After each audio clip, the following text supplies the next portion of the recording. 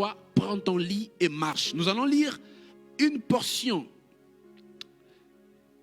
de la parole de Dieu. Nous allons lire un texte, Jean chapitre 5,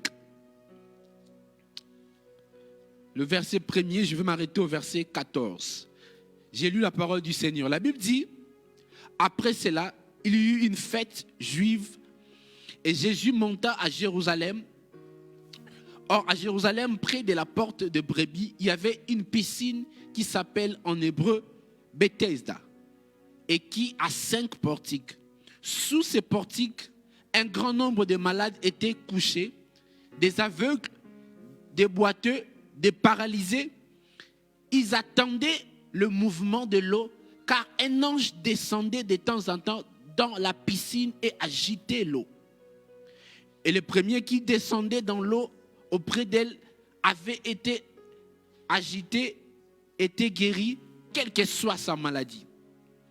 Là se trouvait un homme infirme depuis 38 ans. Jésus le vit couché et sachant qu'il était malade depuis longtemps, il lui dit, « Veux-tu être guéri ?» L'infirme lui répondit, « Seigneur, je n'ai personne pour me plonger dans la piscine. Quand l'eau est agitée, et pendant que j'y vais, un autre descend avant moi.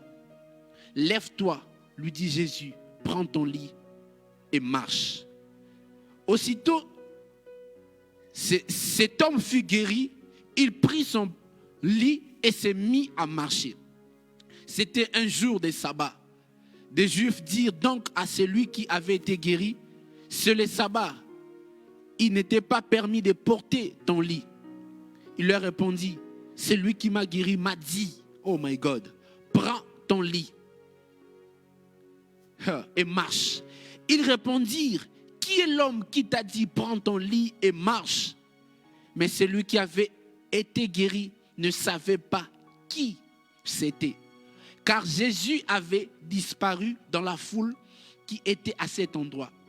Quelque temps plus tard, Jésus les retrouva dans le temple et lui dit, « Te voilà guéri, ne pêche plus, de peur qu'il t'arrive quelque chose. Lève-toi, prends ton lit et marche. » Cette histoire, c'est l'histoire d'un homme qui était malade. Cet homme était infirme. La Bible ne précise pas son âge, mais la Bible précise qu'il était malade depuis 38 ans. 38 bonnes années de maladie. Pendant que les autres criaient bonne année, lui, il espérait chaque année voir la guérison de Dieu se matérialiser dans sa vie. Cette histoire est remplie de révélations. C'est une histoire que nous avons prêchée, que nous prêcherons toujours parce que la parole de Dieu, elle est toujours d'actualité. Souvent, lorsque nous prêchons cette histoire, nous prenons toujours les côtés négatifs de cette personne. Cet homme n'a pas seulement les côtés négatifs, bien qu'il était incrédule, il ne connaissait pas Dieu, mais nous voyons que cet homme avait aussi des côtés positifs. Et puisque nous sommes à la fin de l'année et que nous allons rentrer dans une nouvelle saison, pour ne pas dire une nouvelle année, cette histoire va nous servir d'un exemple, non pas seulement d'un exemple, mais cette histoire nous permettra de connaître certaines lois spirituelles qui nous donneront une nouvelle perspective de la réussite. Donc, cet homme était malade. Dans sa maladie, la Bible dit qu'il avait fait 38 ans. Il venait tous les jours. Il espérait être guéri. Mais dans cette piscine de Bethesda où l'ange descendait agité de l'eau,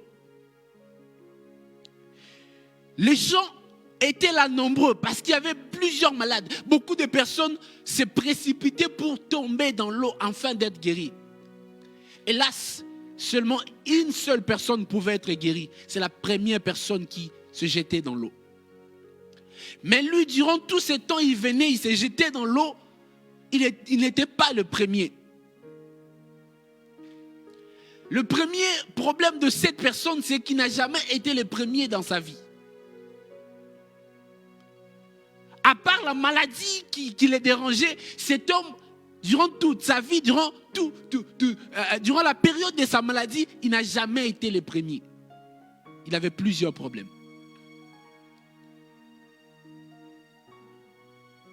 Mais il a fallu seulement un seul jour pour que sa situation change.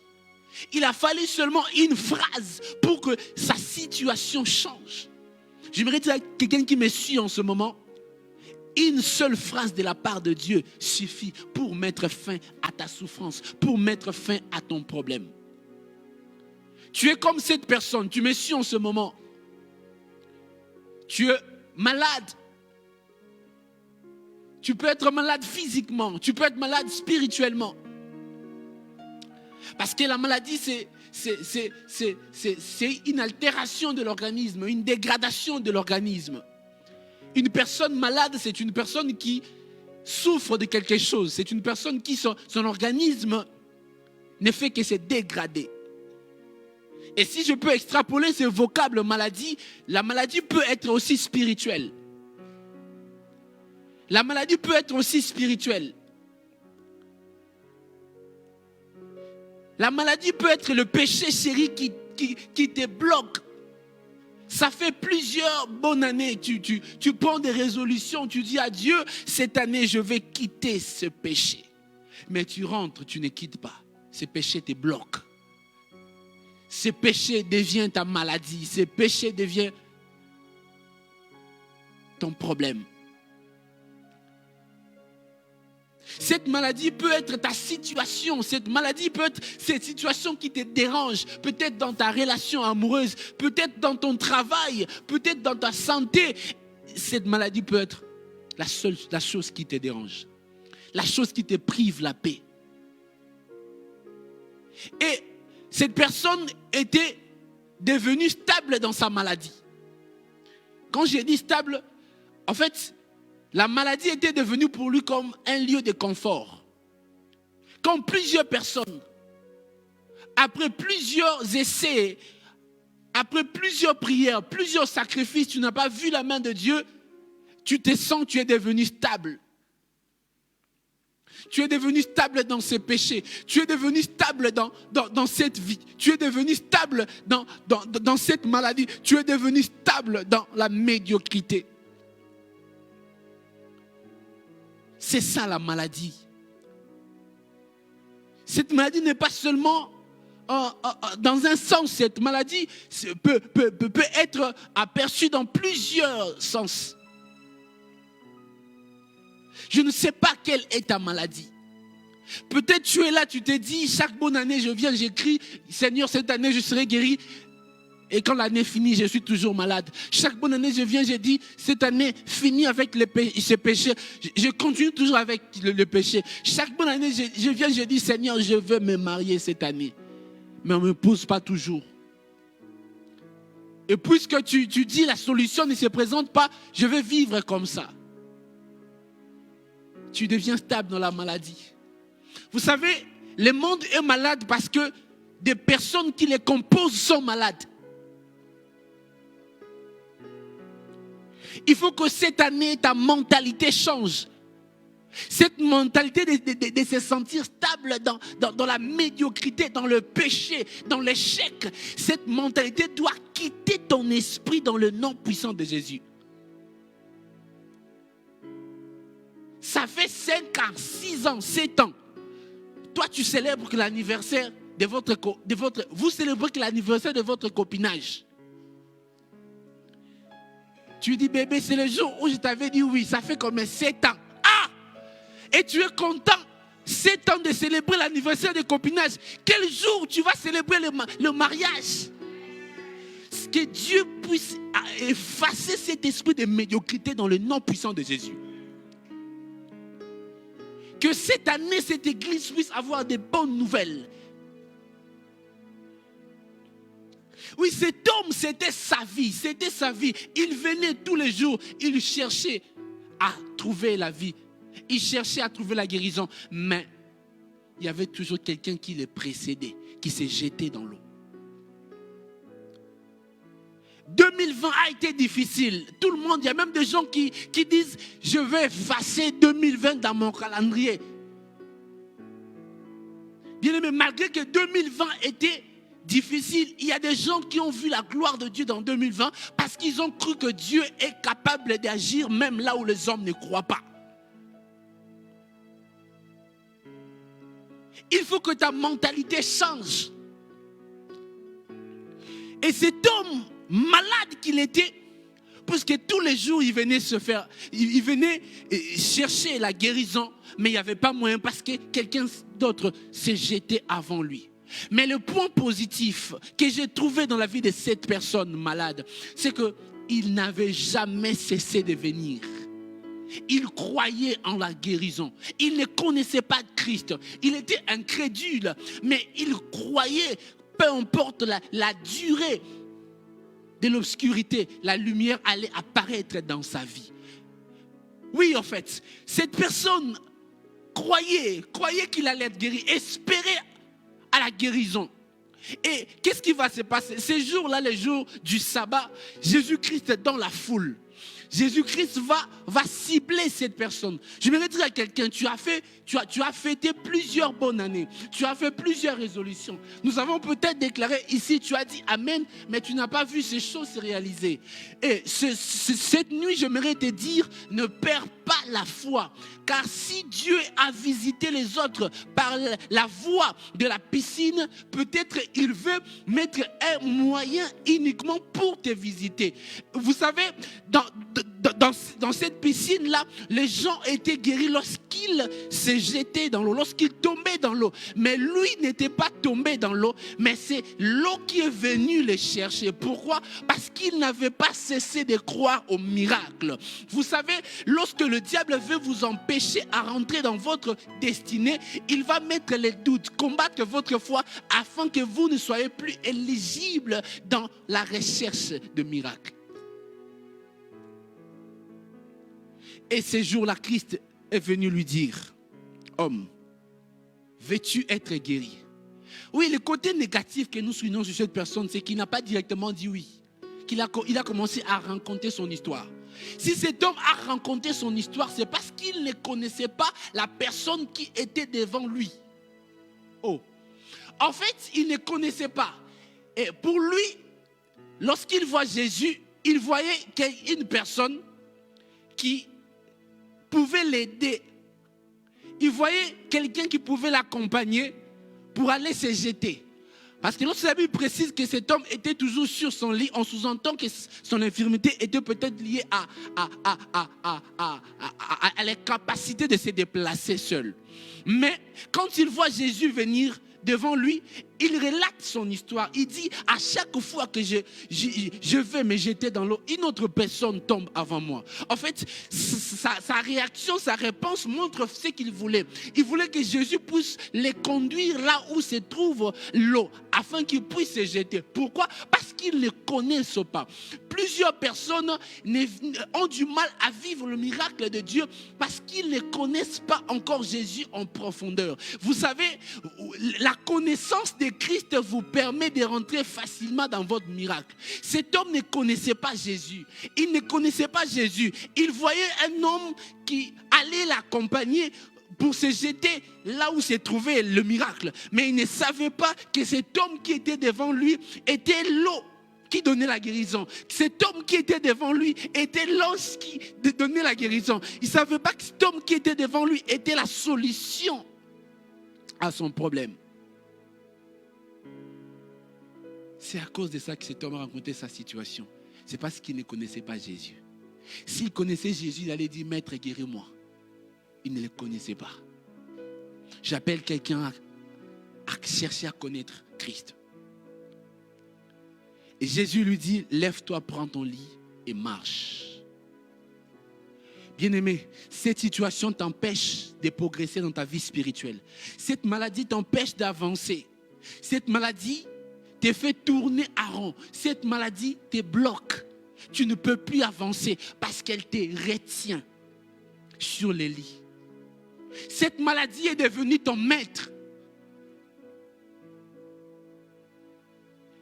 Peu importe l'endroit où tu te trouves, la maladie là, elle est là avec toi. Ce péché, il est là avec toi. Ce problème, il est là avec toi. Tu dors avec, tu te réveilles avec, tu ne peux plus marcher. C'est pourquoi cette nuit, j'aimerais te dire, lève-toi, prends ton lit et marche. Lève-toi et prends ton lit et marche. Il faut que les choses changent. Ça suffit. Mais pour que tu puisses te lever, prendre ton lit et marcher, pour que cette situation qui te dérange puisse se fléchir devant toi, il y a des choses que tu dois connaître. Vous savez, la situation de cet homme avait duré parce qu'il ne connaissait pas beaucoup de choses. Parce qu'il ne connaissait pas beaucoup de choses. Pour que ta vie puisse marcher, tu as besoin de connaître le principe. Pour que cette situation puisse te quitter, tu as besoin de connaître comment faire pour quitter la chose.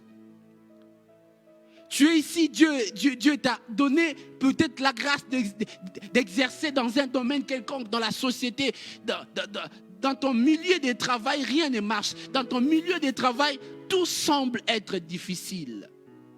Mais pour que les choses puissent marcher avec Jésus, tu as besoin de connaître des principes, tu as besoin de connaître des choses. Pour que ce péché puisse te quitter, tu as besoin de connaître certaines choses.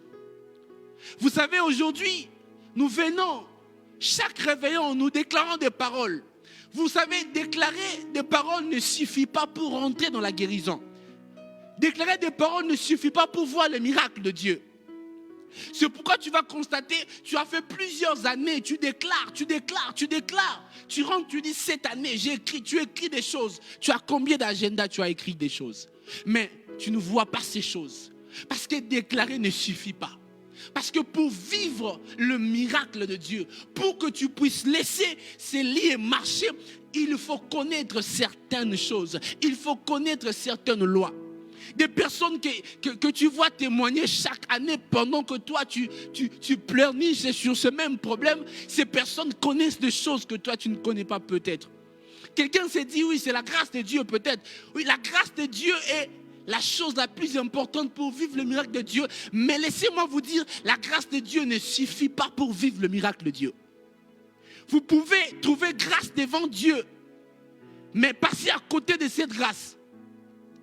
David avait trouvé grâce devant Dieu, mais David avait accepté de marcher selon les lois qui étaient rattachées à cette grâce. Et il a appliqué ces lois. C'est pourquoi la grâce qui était sur lui était devenue tangible. J'aimerais dire à quelqu'un, lorsque Dieu manifeste sa grâce sur toi, si tu ne t'alignes pas au principe de cette grâce, il se peut que cette grâce puisse rester ou devenir un slogan. En fait, les principes liés à ta grâce vont rendre ta réussite tangible. C'est pourquoi lorsque Dieu te fait grâce dans un domaine et que tu vois les choses ne marchent pas, sache qu'il y a un ensemble de lois, de principes que tu dois appliquer pour que cette parole que Dieu t'avait donnée puisse se réaliser. 2017, 2018, 2019, 2020, tu as reçu des paroles. Mais pourquoi tu n'as pas vu ces choses? Parce que tu as gardé des paroles sans pour autant connaître des lois qui vont permettre à ce que ces paroles puissent se réaliser. Vous savez, des personnes qui réussissent maîtrisent des choses que vous ne maîtrisez pas. Des personnes qui réussissent ont une connaissance que vous n'avez pas. Vous savez, la connaissance est la clé pour la réussite. La connaissance est la clé pour la victoire. Vous ne pouvez pas devenir excellent dans un domaine. Vous ne pouvez pas aller de l'avant avec Dieu si vous n'avez pas la connaissance. La réussite appartient aux personnes qui maîtrisent certains principes, certaines choses que vous ne maîtrisez pas. Ces personnes n'ont pas seulement reçu grâce. Ces personnes n'ont pas seulement la grâce. Ces personnes ont des connaissances que vous n'avez pas. Ils connaissent des choses que vous ne connaissez pas et ils les appliquent. Raison pour laquelle ces personnes réussissent. Aujourd'hui, l'église de Jésus est devenue un endroit où nous venons nous consoler, un endroit des ratés, des personnes qui ont échoué dans la société, qui viennent se consoler au nom de l'éternité. Non, ce n'est pas le Jésus que je sers. J'en ai ras-le-bol de voir des chrétiens échouer dans la société, se cacher derrière l'éternité. L'éternité n'est pas venir échouer dans la vie. L'éternité, c'est aussi impacter la société au nom de Jésus. C'est ça la pensée de l'éternité. C'est ça la pensée de l'éternité. Et c'est pourquoi j'aimerais dire à quelqu'un, il faut que tu t'élèves cette année. Il faut que tu marches. Ne cherche pas la piscine, lève-toi, commence à marcher. Lève-toi, commence à marcher. Pour que tu te lèves, tu as besoin de connaître le principe de Dieu. Pour que tu te lèves, tu as besoin de maîtriser les lois spirituelles rattachées à ta destinée. Tu as besoin de maîtriser ces choses. Beaucoup échouent parce qu'ils sont incapables d'écouter Dieu. Vous devez être à l'écoute de Dieu. Cette année, je me dis à quelqu'un, la première loi qui te permet de réussir, c'est écouter constamment la voix de Dieu. Et comprendre son langage, afin d'appliquer sa volonté. Tu dois écouter Dieu. Des fois, nous échouons parce que nous allons à la mauvaise direction. Tu échoues dans ton ministère parce que tu fais les choses selon ta connaissance, selon ton expérience. Tu échoues dans ton travail parce que tu n'écoutes pas Dieu. Tu demeures dans ce péché parce que tu n'écoutes pas Dieu. Cette année, sois constamment à l'écoute de Dieu.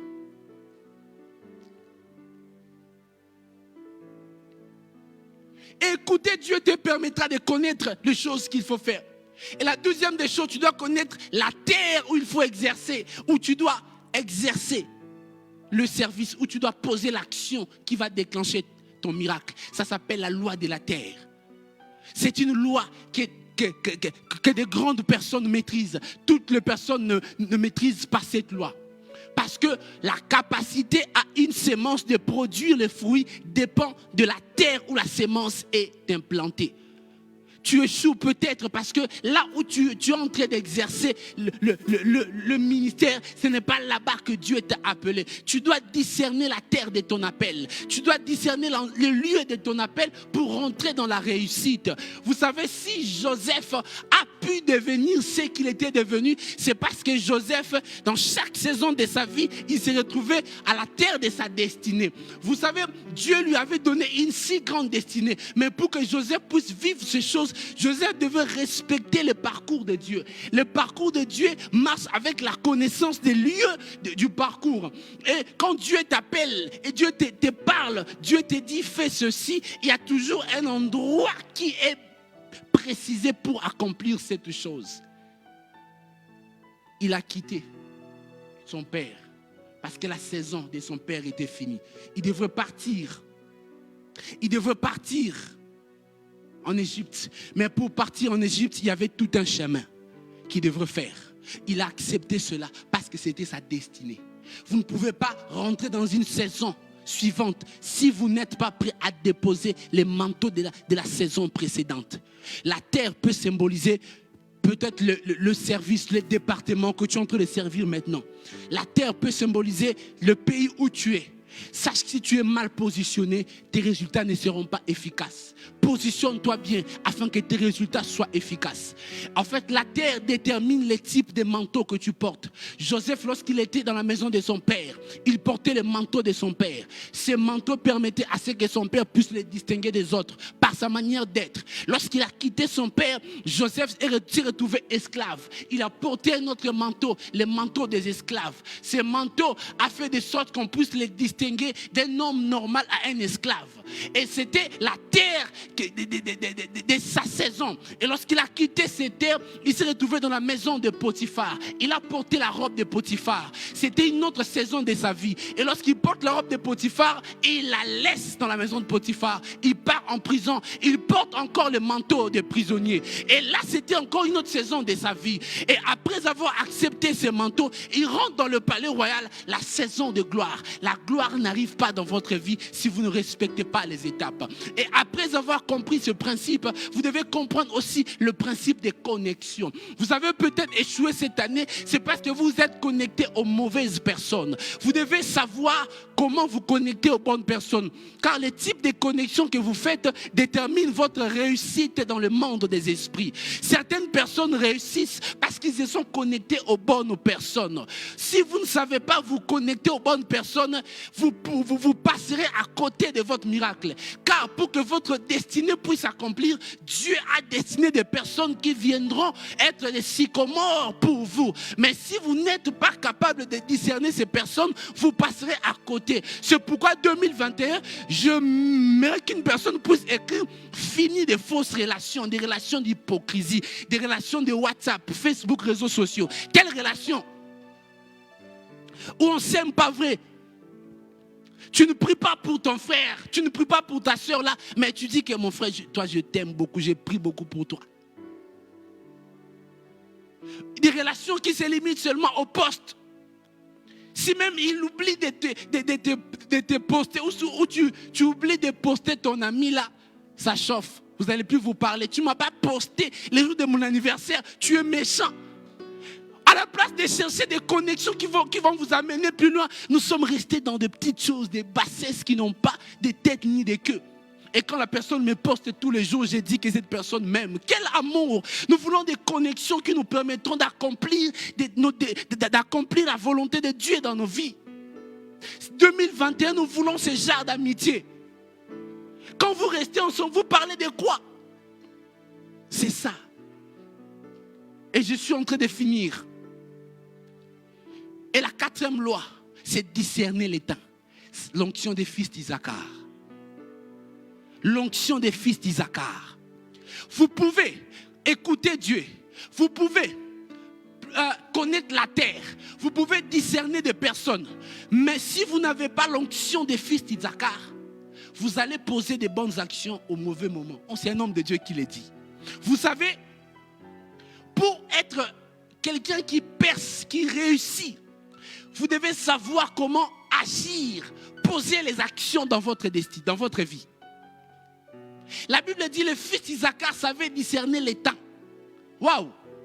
Je me pose la question que si Abraham n'avait pas discerné que les 3 visiteurs qui marchaient là avaient sa bénédiction, Abraham n'allait pas voir Isaac. Waouh! Isaac est le résultat d'un discernement. Vous devez être capable de discerner les moments, les signes, afin de poser les bonnes actions. Ne sortez pas seulement avec la parole de 2020-21, mais sortez aussi avec l'esprit de discernement. Et pour finir, la dernière loi que je vais vous dire, pour réussir en 2021, vous devez marcher avec la foi. Waouh! La foi est une démonstration. La foi est une force. Vous devez marcher avec la foi. 2021, c'est une année des hommes de foi. Vous devez marcher avec la foi. Ne marchez pas avec la vue. Cet homme, il était incrédule. Il ne connaissait pas Christ. Parce que la Bible dit à la fin, lorsqu'on lui posait la question, quelle est la personne qui t'a guéri? Cette personne répond, je ne les connais pas. Waouh! Mais il avait au moins, lui, l'espoir d'être guéri. Mais toi, je ne te demande pas d'avoir l'espoir, mais je te demande de marcher avec la foi.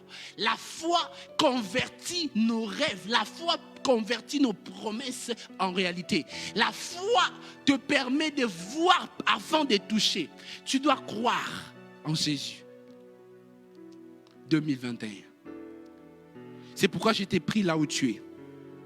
De commencer à prier. De commencer à prier Dieu. Tu vas dire à Dieu, parle-moi. Tu vas dire à Dieu, parle-moi pour 2021. Donne-moi des principes que tu veux me donner. Des principes qui vont me permettre de rentrer dans ma bénédiction. Des principes qui vont me permettre de rentrer dans ma saison. Des principes qui vont me permettre de monter plus haut. Des principes qui vont me permettre de vivre ta main. Demande à Dieu de te parler. Demande à Dieu de te parler. Seigneur, parle-nous. Parle-nous. Dis-nous quoi faire. Dis à mon frère quoi faire. Dis à ma soeur quoi faire pour sortir dans cette situation. Pour prendre son lit et marcher. Qu'est-ce qu'il faut faire? Nous sommes à l'écoute. Nous t'écoutons. Parle-nous, Seigneur. Parle-nous, Seigneur.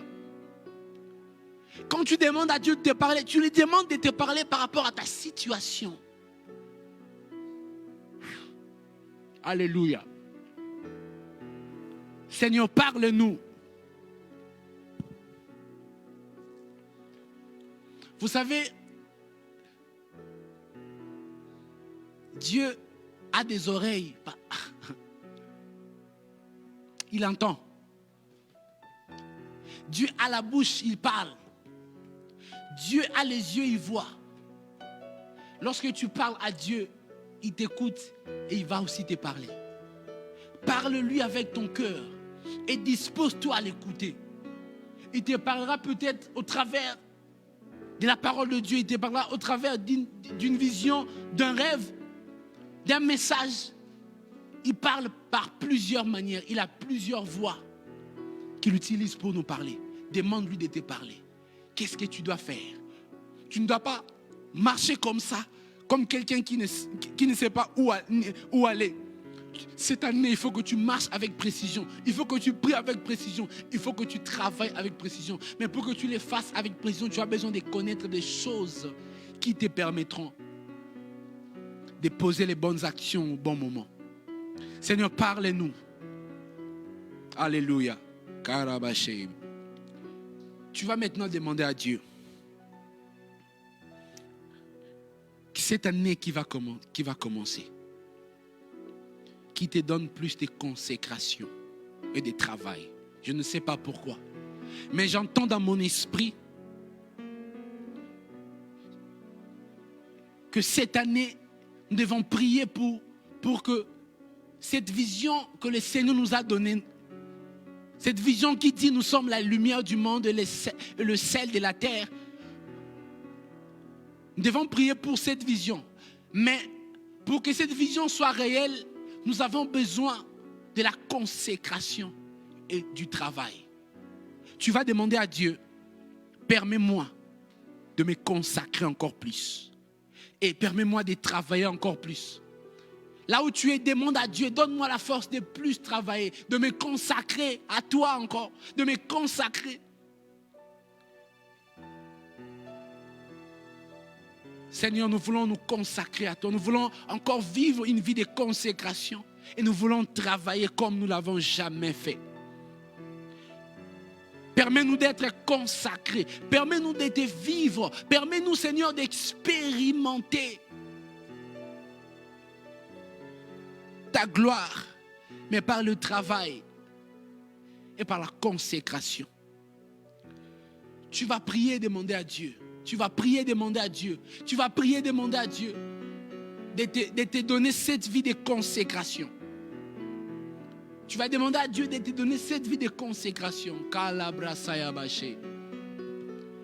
Consacre-nous, donne-nous la force de nous consacrer. Seigneur, donne-nous cette capacité que tu as donné à David, à Joseph. Il s'est consacré à toi malgré les épreuves, malgré les difficultés.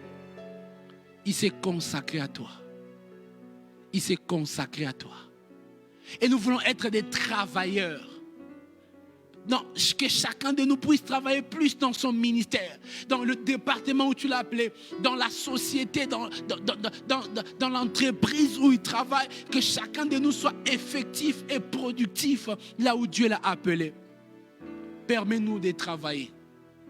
Permets-nous de travailler. Permets-nous de travailler.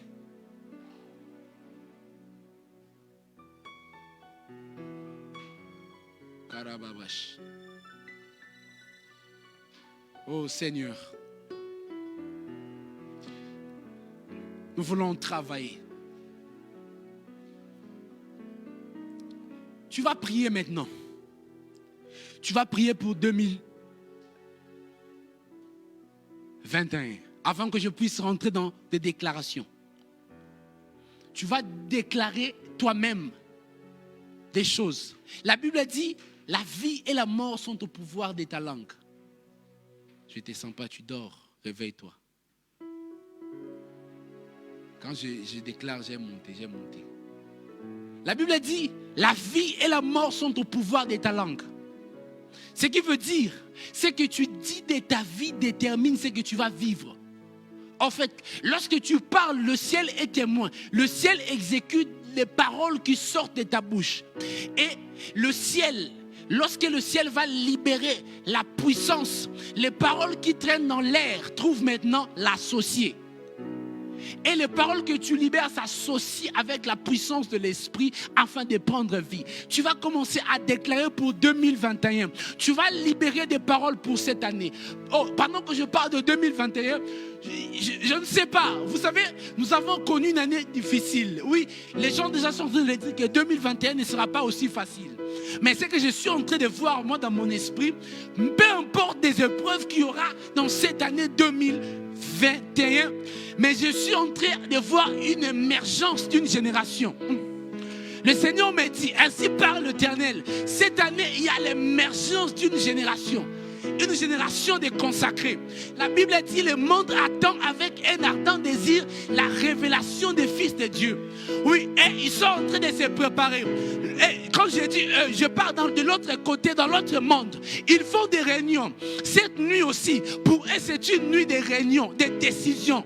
Ils vont prendre des décisions pour 2021. Ils vont dire des choses. Ils veulent que nous puissions subir ces choses. Des lois qui seront contre la parole de Dieu. Des choses qui seront plus difficiles que 2020. Ils veulent nous faire subir leur influence parce qu'ils sont quelque part assis. Mais le Seigneur a anticipé leurs actions parce que lui, il connaissait cette année 2021 avant qu'eux ils soient nés. C'est pourquoi il est en train de créer une émergence, une génération de personnes consacrées. Une génération de personnes qui travaillent. Vous allez constater cette année 2021, des jeunes chrétiens vont connaître une émergence dans la société. Oh, malabrasunte kayebasha. Je suis en train de voir de jeunes chrétiens rentrer dans des secteurs clés de la société. Je suis en train de voir des mariages chrétiens être émergés. Le diable 2020 a voulu combattre les hommes de Dieu en touchant leur réputation. Cette année 2021, ils veulent toucher des santé des hommes de Dieu. Mais je suis en train de voir une génération qui va résister face à l'esprit de Jézabel. Je suis en train de voir une génération qui va résister face à l'esprit de Balaam. Je suis en train de voir même dans cette église, Dieu stabiliser des frères dans le travail. Je suis en train de voir dans cette église de mariage. Cette année 2021 sera plus glorieuse que 2020. Je parle comme un prophète de Dieu. Cette année 2021 sera une année de gloire. Une année où nous allons vivre la puissance de Dieu. 2 plus 1 égale 3. Le chiffre 3, c'est le chiffre de la résurrection. Si 2... Oh,